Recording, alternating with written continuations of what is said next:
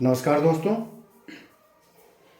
सामान्य हिंदी में पत्राचार पर दो क्वेश्चन आते हैं जो लगभग 30 नंबर के हैं, चाहे वो आपके यूपी मेंस हो या सहायक कुल सचिव।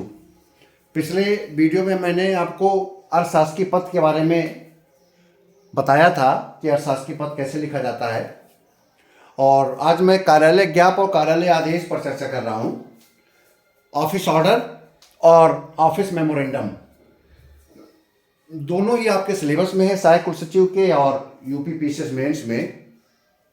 दोनों लगभग एक ही जैसे प्रारूप पर लिखे जाते हैं, बहुत ज़्यादा अंतर नहीं है, या मैं कहूँ कि बहुत ही बारीक अंतर है। एक में पर्टिकुलर किसी व्यक्ति को, किसी कार्यालय को बाध्यकारी आदेश होता है, और एक कार्यालय या विभाग में सूचना के लिए दिया जाता है। तो जो कार्यालय ज्ञाप होता है वो एक प्रकार का सूचनार्थ होता है, और जो ऑर्डर होता है वो एक निर्देश होता है, आदेश होता है, वो बाध्यकारी होता है। जैसे आप किसी का ट्रांसफ़र होता है, पदोन्नति होती है, तो वो आदेश जारी किया जाता है। आपको कोई पनिशमेंट दिया जाता है तो आदेश जारी किया जाता है, वो बाध्यकारी होता है। लेकिन अगर कोई चीज़ सूचना दी जानी है 15 अगस्त, 26 जनवरी, 2 अक्टूबर, 26 नवंबर, तो देखा जाए तो ये कार्यालय ज्ञाप के रूप में जारी किया जाना चाहिए। लेकिन जो मैंने आपको प्रश्न दिया था वो परीक्षा में, सहायक कुल सचिव परीक्षा में कार्यालय आदेश बनाने के लिए कहा गया था। एक्चुअल में उसे कार्यालय ज्ञाप होना चाहिए, लेकिन कार्यालय आदेश के रूप में उन्होंने कहा, तो कार्यालय के आदेश के रूप में हम उसे बना सकते हैं। उसमें कहा गया था प्रश्न कि आप एक विश्वविद्यालय के कुल सचिव हैं और आप अपने विश्वविद्यालय के सभी संकायाध्यक्ष, विभागाध्यक्ष, अधिकारी और कर्मचारी स्टाफ को सूचित करें कि आप 26 नवंबर 2024 को विश्वविद्यालय में उपस्थित रहेंगे, और चूंकि उस दिन संविधान दिवस का आयोजन किया जाना है। तो एक प्रकार की सूचना थी, लेकिन उन्होंने कहा था आदेश बनाइए। तो आदेश में हम थोड़ा से कड़ा शब्द का इस्तेमाल कर सकते हैं। हम उसमें कह सकते हैं कि आपको आदेशित किया जाता है या आपको निर्देशित किया जाता है। आप सूचना की जगह पर आदेशित या निर्देशित कर दीजिए अगर आदेश है तो। अगर कार्यालय ज्ञाप के रूप में यही पेपर में आ जाए तो आप वहां पर सूचना शब्द का इस्तेमाल कर लीजिएगा। जैसे कहता है विश्वविद्यालय के सभी अधिकारियों, संकाय सदस्यों एवं कर्मचारियों को सूचित किया जाता है। अगर सूचना शब्द को आप लिखेंगे तो समझ लीजिए कार्यालय ज्ञाप है, ऑफिस मेमोरेंडम। अगर यहां पर आ जाए कर्मचारियों को निर्देशित किया जाता है, या हम यहां सूचित ही लिखा रहे हैं, नीचे निर्देशित कर दें, कर्मचारियों को सूचित किया जाता है कि गत वर्ष के बाद इस वर्ष भी 26 नवंबर 2024 को संविधान दिवस कार्यक्रम का आयोजन किया जाना है, और इस अवसर पर संविधान की प्रस्तावना का सामूहिक पाठ एवं वक्ताओं द्वारा संविधान पर अपने अपने विचार व्यक्त करेंगे। ये हो गया सूचना। और नीचे लिखा गया, अतः आप सभी दिनांक 26 नवंबर 2024 को प्रातः 8 बजे अनिवार्य रूप से प्रशासनिक भवन सभागार में उपस्थित रहें। यह अनिवार्य शब्द आ गया है, इससे पता चल रहा है कि ये आदेश है। अनिवार्य एक बाध्यता हो गई है, ठीक है। तो आदेश में बाध्यता शब्द आता है, इसलिए यहां पर अनिवार्य शब्द का इस्तेमाल हो गया। अगर अनिवार्य शब्द न इस्तेमाल करते तो ये कार्यालय ज्ञाप बन जाता, क्योंकि ज्ञाप और आदेश में बस बाध्यकारिता का अंतर है। ज्ञाप प्रशासनिक निर्देश या सूचना होता है, आदेश बाध्यकारी होता है। आदेश में ऐसे निर्देश होंगे जो बाध्यकारी है, वो अनिवार्य है, अनुपालनीय है। दूसरा अंतर देखिए, ज्ञाप में प्रशासनिक दिशा निर्देश नियमों की व्याख्या परिवर्तन हेतु निर्गत किया जाता है। कार्यालय ज्ञाप हम तब जारी करेंगे यदि कोई हमें दिशा निर्देश बताना होगा, कोई नियम बताना होगा, कोई संशोधन करना है किसी नियम में, तो हम कार्यालय ज्ञाप जारी कर देंगे कि यहाँ पर यह नियम बताया गया था या आदेश जारी किए गए थे, और इस आदेश को संशोधित करते हुए ये किया जा रहा है। वहाँ पर आदेश में समानता, पदोन्नति, स्थानांतरण और अनुशासनात्मक कार्रवाई के लिए जारी किया जाता है, ठीक है। और ज्ञाप की क्या परिभाषा है कि यह जो ज्ञाप होगा यह अपने कार्यालय या विश्वविद्यालय के लिए निर्गत होगा, ये सबके लिए निर्गत नहीं होगा ना। ये पूरे सरकारी विभाग या विश्वविद्यालय या पूरे कार्यालय के लिए होगा, और जबकि आदेश किसी पर्टिकुलर के लिए होगा, किसी व्यक्ति विशेष के लिए होगा, किसी विभाग के लिए होगा, उसको पालन करना होगा।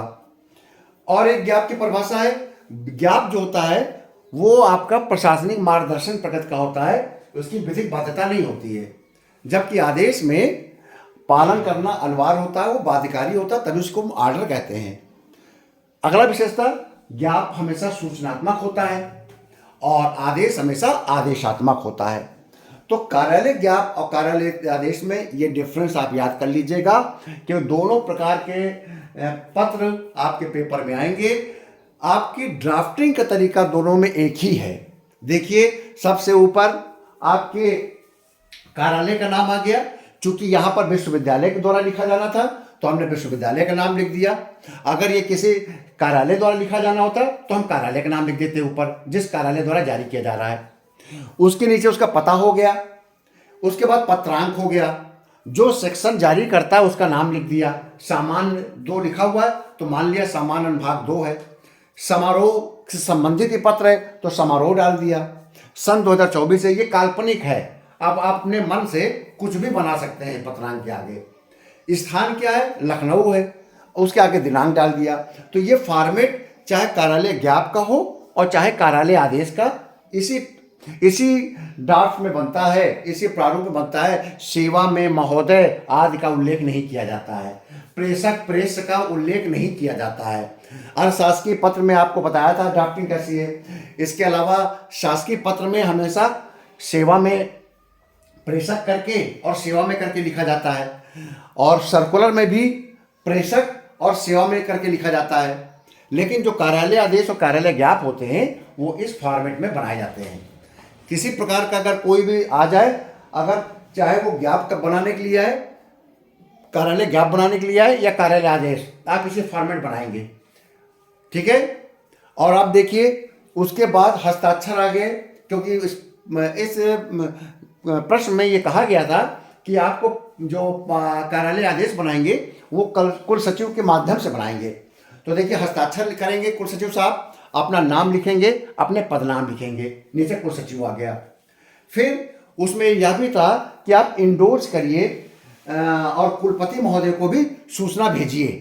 तो देखिए, हमने इंडोर्स किया तो हमने एक साथ कई इंडोर्स कर दिए।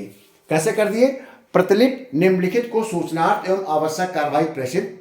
जो आपने ऊपर पत्रांक दिनांक आदि का उल्लेख किया था, फिर देखिए पत्रांक दिनांक का नीचे उल्लेख हो गया है, ठीक है।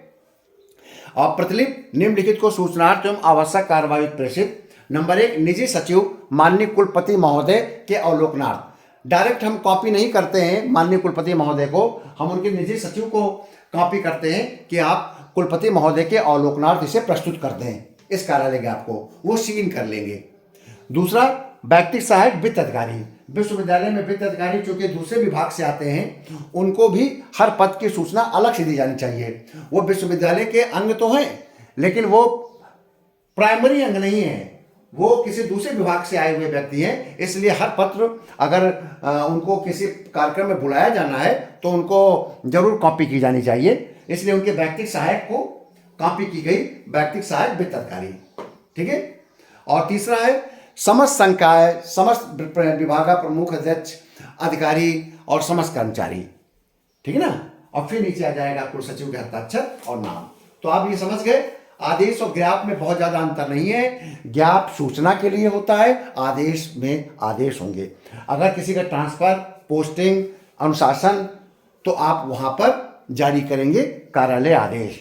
और आप किसी की बैठक में होनी है, कोई समारोह होना है, एनुअल फंक्शन होना है, 2 अक्टूबर का कार्यक्रम है, 26 नवंबर संविधान दिवस का कार्यक्रम है, 15 अगस्त का कार्यक्रम है, या विश्वविद्यालय के स्थापना दिवस का कार्यक्रम मनाया जा रहा है, तो आप कार्यालय ज्ञाप जारी करेंगे। तो आप देख लीजिए, कार्यालय ज्ञाप और आदेश में बहुत अंतर नहीं है। इसमें सेवा में और प्रेषक प्रेस करके कोई भी नहीं लिखा जाता है, बल्कि सीधे सीधे आपके जो प्रश्न होता है उसी के उत्तर को हम डायरेक्ट स्टार्ट करते हैं। एक चीज और ध्यान रखिएगा, देखिए इसमें विषय नहीं लिखा हुआ है, आप चाहें तो विषय भी डाल सकते हैं। कार्यालय आदेश ज्ञाप के नीचे पड़ जाएगा विषय, और विषय में आप लिख देंगे कि 26 नवंबर 2024 संविधान दिवस के आयोजन के संबंध में। बस ये विषय भी डाल सकते हैं आप कार्यालय आदेश ज्ञाप के नीचे। यहाँ पर मैंने विषय नहीं डाला है, लेकिन आप विषय डाल सकते हैं, इसमें कोई वो नहीं है। तो आपको समझ में आ गया हो गया कार्यालय आदेश और कार्यालय ज्ञाप में क्या अंतर है। मुझे पूरा विश्वास है कि आप इसको अच्छे से आप बना लेंगे और इसी प्रकार से लिखेंगे, प्रैक्टिस करेंगे। अधिक से अधिक आप देखिए और प्रैक्टिस कीजिए। अगर इसमें आपको कुछ भी समझ में ना आया हो या कहीं भी कोई आपका शंका हो तो आप कमेंट्स करिए, अधिक से अधिक अपनी टिप्पणी लिखिए। कहीं पर भी अंतर आ रहा हो, आदेश और ज्ञाप को समझने में अंतर आ रहा हो और आपको किसी किताब में और किसी अन्य जगहों पर कुछ आपको कुछ भिन्नता नजर आती हो तो आप उस पर जरूर आप चर्चा कीजिएगा। बहुत बहुत धन्यवाद।